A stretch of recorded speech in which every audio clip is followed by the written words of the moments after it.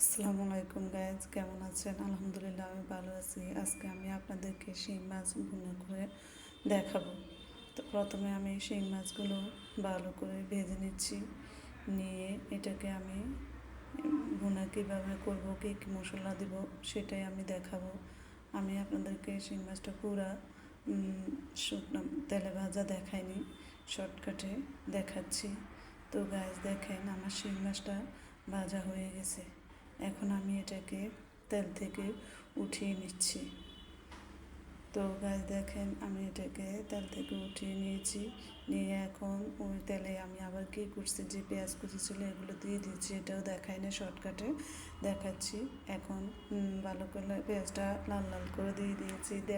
2 table চামচ রসুন বাটা দিয়ে দিয়েছি, 1.5 টেবিল চামচ আদা বাটা। এখন দিয়ে দিচ্ছি যে সরিষা বাটা 2 টেবিল চামচ দিয়ে দিচ্ছি। এখন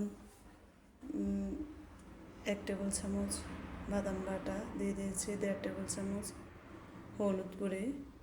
এখন দিয়ে দিচ্ছি মরিচের গুঁড়ি 3 টেবিল চামচ, কারণ চামচটা ছোট সেই জন্য। তো গায়ে দেখেন দিয়ে দিচ্ছি স্বাদ মতো লবণ। তো আপনারা এভাবে রান্না করে দেখবেন যে কেমন হয়। দিয়ে দিচ্ছি সাথে গরম মশলা 2 টেবিল চামচ, বড় চামচে 2 টেবিল চামচ। এটাকে দিয়ে ভালো করে নিয়েছি। নিয়ে এখন আমি এটাতে যে তেল উঠছে দেখেন, লাড়তে লাড়তে অনেকটা তেল বেরিয়ে গেছে। এই যে দেখেন গাইজ, এখন কালারটা দেখতে অনেক সুন্দর দেখাচ্ছে। এখন দিয়ে দিচ্ছি আমি কুচি করে রাখা টমেটো। দিয়ে এটাকে আমি আর একটু নেব। দিয়ে দিচ্ছি তেজপাতা, দিয়ে তেজপাতার সাথে দিয়েছি লং, দারচিনি। তো এটাতে আমি সামান্য পরিমাণ পানি দিয়ে দিব, দিয়ে ভালো করে নেব।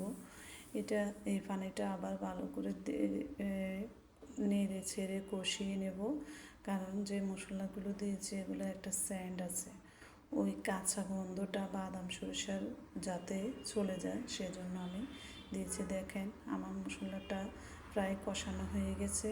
এখন আমি এটা কি করব, আরও গরম পানি আরও দিয়ে দেবো অনেকটা পানি দেওয়ার পরে দেখেন গায়ে দিয়ে দিচ্ছি আমি সেই পানিটা দিয়ে এটাকে আমি ভালো করে এখন নেড়ে নিচ্ছি। এভাবে রান্না করার উদ্দেশ্য হচ্ছে গ্যাস অনেকভাবে রান্না করা যায়। এই রান্নাটা প্রায় বিয়েবাড়িতেও রান্না করা হয়, যে কোনো অনুষ্ঠানে এভাবে রান্না করতে পারেন। তো রান্নাটা অনেক ভালো হয়, সুস্বাদু হয়। দেখেন এখন আমি দিয়ে দিচ্ছি যে ভেজে রাখা সেই মাছগুলো, দিয়ে এগুলোকে আমি ভালো করে নেড়ে নেব, যাতে মাছের ভিতরে মশলাটা ঢুকে। সেই জন্য দেখেন গাইজ আমি সবগুলো মশলাকে ভালো করে কষিয়ে নিয়েছি। এখন এটাকে ভালো করে নিচ্ছি। তো গাইজ যদি আমার এই রান্নাটা ভালো লেগে থাকে, শিং মাছ রান্নাটা, আমাকে অবশ্যই জানাবেন কমেন্ট বক্সে, এবং পাশে থাকা বেল আইকনটি বাজিয়ে দেবেন। সাবস্ক্রাইব অবশ্যই করবেন। আর আমার ভালো লাগাগুলো অবশ্যই আপনারা কমেন্টে জানাবেন, খারাপ লাগাগুলো অবশ্যই ফেলে দেবেন। আমি আপনাদের ভালোবাসা অপেক্ষা করলাম। অবশেষে আমি ধন্যবাদ